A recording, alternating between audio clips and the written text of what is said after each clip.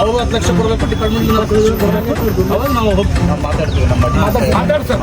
ಮಾತಾಡಿ 25 ವರ್ಷದಿಂದ KSRTC department ನಿಮ್ಮ ಕಂಪ್ಲೇಂಟ್ ಏನು ಕೊಡ್ತೀರಿ ಕೊಡ್ರಿ, ಅದು ಪ್ರಕಾರ ಮಾಡಿ ಇನ್ಸೂರೆನ್ಸ್ ಕ್ಲೇಮ್ ಆಗ್ತದೆ. ಕಾನೂನು ಪ್ರಕಾರ ಇನ್ಸೂರೆನ್ಸ್ ಎಕ್ಸಿಡೆಂಟ್ ಇನ್ಸೂರೆನ್ಸ್ ಕ್ಲೇಮ್ ಆಗ್ತದೆ. ಹುಡುಗರು ಏನು ಅವರು ವೈಯಕ್ತಿಕ ಅವರು ಯಾರು NGO ಬಂದ್ರೆ ಏನು ಪರಿಹಾರ ಕೊಡಬೇಕು ಕೊಡಲಿ.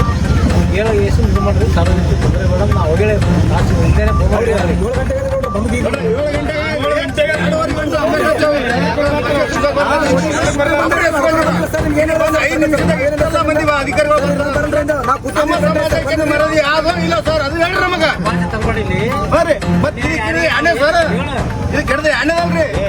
7 ಸಮಾಜ ಒಂದೇ ಸರ್. ಅಲ್ಲಿ 2.5 ಗಂಟೆ ನಿಂತೇವ್ರಿ ಆಮೇಲೆ ತಕ್ಷಣ ಫೋನ್ ಮಾಡಿದಲ್ಲ ಅವರೇ 2.5 ಗಂಟೆ ಕುಂತರು ಒಬ್ಬರು ಡಿಪಾರ್ಟ್ಮೆಂಟ್ದವ್ರು ಬರ್ಲಾಗ್ತಾರೆ. ಎಲ್ಲ ಅಧಿಕಾರಿಗಳು ಬರ್ತಾರೆ. ನಾವು ಹೇಳಕ್ ಬರಲ್ಲ, ಪೊಲೀಸ್ ಇಲಾಖೆಯವ್ರು ನಾವು ಹೇಳಕ್ ಬರಲ್ಲ. ಚಿಕ್ಕವರಿಗೆ ಮಾತಾಡ್ತಾರೆ. ಏನು ಹೇಳಿದ್ರು, ಡಿಪಾರ್ಟ್ಮೆಂಟ್ದವ್ರು ಬರ್ಲಾಗ್ತಾರೆ, ಡಿಪಾರ್ಟ್ಮೆಂಟ್ದವ್ರು ಜೊತೆ ಮಾತಾಡಿ ಹೇಳ್ತೀವಿ ಅಂದರು. ಅದಕ್ಕೆ 1 ತಾಸು ಐತೆ. ನಾವು 1 ತಾಸು ಮೇಲೆ ಡಿಪಾರ್ಟ್ಮೆಂಟ್ದವ್ರು ಹೊಂಟಾರದ ಗುಲ್ಬರ್ಗ ಬಿಟ್ಟರೆ ಬರ್ಲಾಗ್ತಾರ ಅಂತ. ಅದೇನು ಡಿಪಾರ್ಟ್ಮೆಂಟ್ದವ್ರ ಕಡೆಯಿಂದ ಯಾಕಂದ್ರೆ ಇವ್ರು ಹೇಳಕ್ ಬರಲ್ಲ.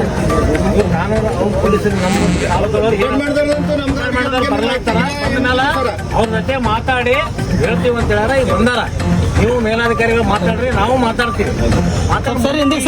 ಏನಕ್ಕೆ ಮಾಡ್ಲಕ್ಕೆ ಅಂತ್ಯಕ್ರಿಯೆ ಮಾಡಿ ಏನು ಬರ್ರಿ. ಆಮೇಲೆ ಏನು ಇನ್ವೆಸ್ಟಿಗೇಟ್ ನಿಮ್ದು ಏನು ಇನ್ಸೂರೆನ್ಸ್ ಮಾಡ್ತೀವಿ, ಏನು ಕ್ಲೇಮ್ ಮಾಡಬೇಕು. ಯಾವ NGO ನೀವು ಕೊಡೋಕ್ಕಾಗಲ್ಲ. ನೀವು ಇನ್ಸೂರೆನ್ಸ್ ಕೊಡ್ತೀವಿ.